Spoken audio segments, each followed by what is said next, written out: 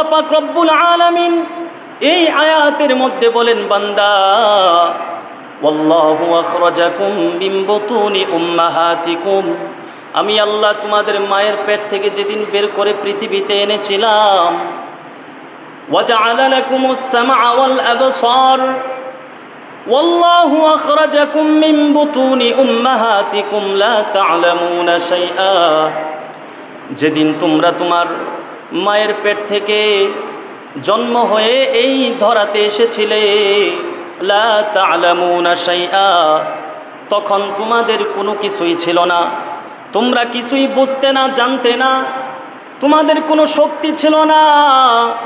ওয়াজআলা লাকুমুস সামআ ওয়াল আবসার, এবার আল্লাহ যেন বলতেছে, বান্দা ওয়াজআলা লাকুমুস সামআ ওয়াল আবসার, আল্লাহ পাক স্মরণ করিয়ে দিতেছেন, বান্দা যেদিন তুমি জন্ম হয়ে মায়ের পেট থেকে বের হয়ে এই পৃথিবীতে আসলা, আমি আল্লাহ না চাইতেই তোমার হাত দুইটা সুন্দর করে নির্মাণ করে দিলাম। ওয়াজআলা লাকুমুস সামআ ওয়াল আবসার, কর্ণ দিলাম, এই যে যেই দুইটা কান সবল রাখলেন, সুস্থ রাখলেন আল্লাহ। ওয়াজআলা লাকুমুস সামআ ওয়াল আবসার, আল্লাহ পাক সুন্দর করে দুইটা কান দিলেন। আল্লাহ পাক রব্বুল আলামিন এবার বলতেছেন, বান্দা ওয়াজআলা লাকুমুস সামআ ওয়াল আবসার, দুইটা চক্ষুর দিকে তাকাও, দুইটা চক্ষু কত সুন্দর করে রব আমি দিলাম।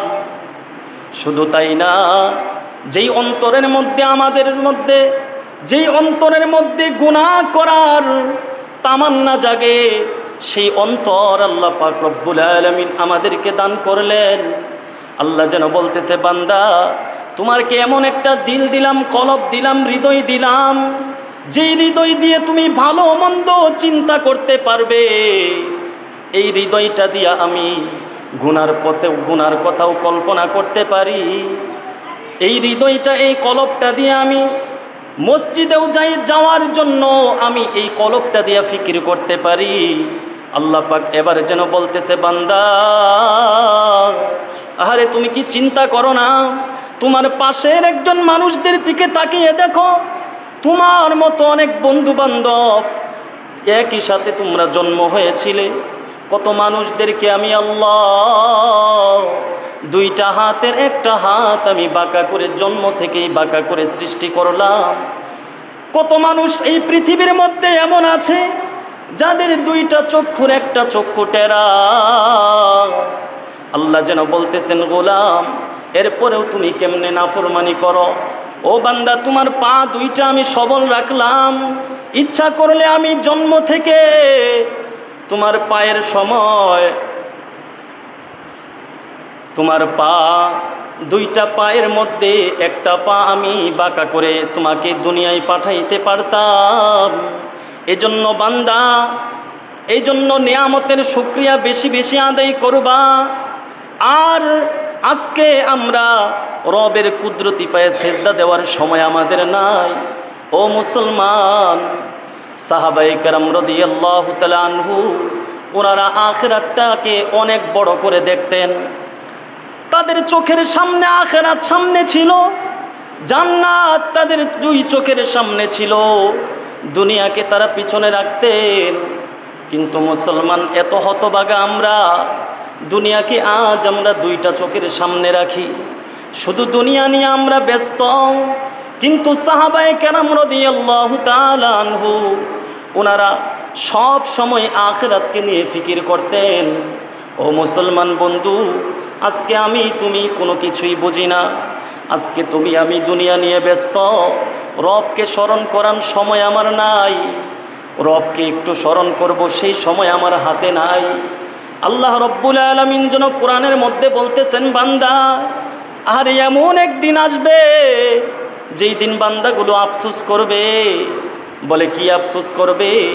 আল্লাহ পাক একটা আয়াতের মধ্যে বলেন, ওয়াকুল্লা ইনসানিন আলজামনাহু তায়রাহু ফি উনুকিহি। আল্লাহ রাব্বুল আলামিন কিয়ামতের একটা চিত্র তুলে ধরেছেন। ও মুসলমান বন্ধু, আল্লাহ যেন বলতেছেন, গোলাম, যেদিন কিয়ামত প্রতিষ্ঠিত হয়ে যাবে সেদিন প্রত্যেকটা বনি আদম ওয়া কুল্লা ইনসান, সমস্ত মানুষদেরকে আল্লাহ রব্বুল আলামিন প্রত্যেকজনের আমলনামাগুলো তাদের গলার মধ্যে তাবিজের মতো ঝুলিয়ে দেওয়া হবে। ও মুসলমান, আমরা তো অনেকেই তাবিজ ব্যবহার করি। ও মুসলমান, তাবিজ যদি আমরা গলায় দেই, এই তাবিজটা গলায় রশির সাথে যখন একটা তাবিজ বেঁধে গলার মধ্যে ঝুলাইয়া দেই, ওই তাবিজটা দেখতে কিন্তু আমাদের কষ্ট হয় না? কি বলেন, কষ্ট হয়? তাবিজ যখন আমরা গলার মধ্যে পড়ে সুতা দিয়ে যদি ঝুলাইয়া দেই, তাহলে এই তাবিজটা যেমনিভাবে আমাদের চোখের সামনে দেখতে কষ্ট না হয়, আল্লাহ যেন আমাদেরকে বোঝানোর জন্য বলতেছে, বান্দা, ওয়া কুল্লা ইনসানিন আলজামনাহু তায়রাহু ফি উনুকি। উনুক, এই যে আল্লাহ রব্বুল আলামিন বলতেছেন, প্রত্যেকটা মানুষদের আমলনামা আমি তাবিজের মতো করে তাদের গলার মধ্যে ঝুলিয়ে দেব। ঠিক তদ্রূপভাবে তাবিজ যেমনিভাবে আমি আপনি সুন্দর করে গলার মধ্যে যখন পরিধান করি, দেখতে যেমন কষ্ট হয় না, কাল কিয়ামতের মাঠে আমার আপনার আমলনামা আল্লাহ রব্বুল আলামিন আমাদের গলার মধ্যে ঝুলিয়ে দিবে। আর বান্দাগুলো প্রত্যেকটা মানুষ আমলনামা চোখের সামনে দেখতে পাবে। এবার আল্লাহ বলবে, বান্দা, ইকরা কিতাবাক, ও বান্দা পড়ো, তোমার আমলনামা পড়ো। ইকরা কিতাবাক, এই কঠিন দিনে আজকে তোমার আমলনামা পড়ো। ইকরা কিতাবাক, তুমি তোমার আমলনামা পড়ে তুমি নিজেই সিদ্ধান্ত নাও। তুমি নিজের আমলনামা নিজে পড়েই তুমি সিদ্ধান্ত নাও, তুমি জান্নাতে যাইবা না জাহান্নামে। আজকে হিসাব দেওয়ার জন্য অন্য মানুষদের কোনো প্রয়োজন নাই। কাফা বিনাফসিকা ইয়াউমা আলাইকা হাসিবা। আজকে এই দিনে, আজকের এই কঠিন দিনে তোমার হিসাব দেওয়ার জন্য তুমি নিজেই যথেষ্ট। ও বান্দা, এবার জিজ্ঞেস করেন, হুজুর, কাল কিয়ামতের মাঠে অনেক মানুষ তো আরবি জানে না, অনেক মানুষ তো ফার্সি জানে না, অনেক মানুষ তো ইংলিশ জানে না। তো সেই দিন হুজুর যে বললেন প্রত্যেকটা মানুষ তার আমলনামা সে নিজেই পড়বে, তো কিভাবে পড়বে? আল্লাহ রব্বুল আলামিন ওই কিয়ামতের দিন, ওই কিয়ামতের মাঠে প্রত্যেকটা বান্দাকে আমলনামা পড়ার মতো যোগ্যতা আল্লাহ পাক তাদেরকে দান করবেন। আমরা সেদিন আমলনামা পড়ব, ওই দিন আমলনামা পড়বে।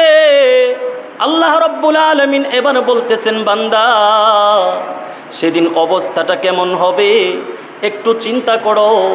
চিন্তা বন্ধুগণ আমার, মরার পরে চিন্তা করলে কোনো লাভ নাই। এমন কোনো দিন নাই, এমন কোনো রাত্র নাই যেই দিন মানুষ অন্ধকার কবরে না যায়। দৈনন্দিন প্রত্যেকটা জায়গার মধ্যে এমনিভাবে প্রত্যেকটা দিন মানুষ এভাবে একের পর মরে যাচ্ছে। ও মুসলমান, এই চিন্তা তুমি কবে করবা? এই চিন্তা তোমার দুনিয়ার থেকেই করে যেতে হবে।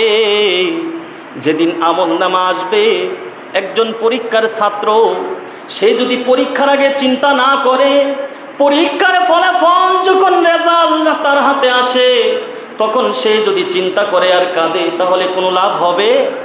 কোনো লাভ হবে না। আল্লাহ যেন বলতেছে, গোলাম, চিন্তা তুমি দুনিয়ার থেকেই তোমাকে করতে হবে।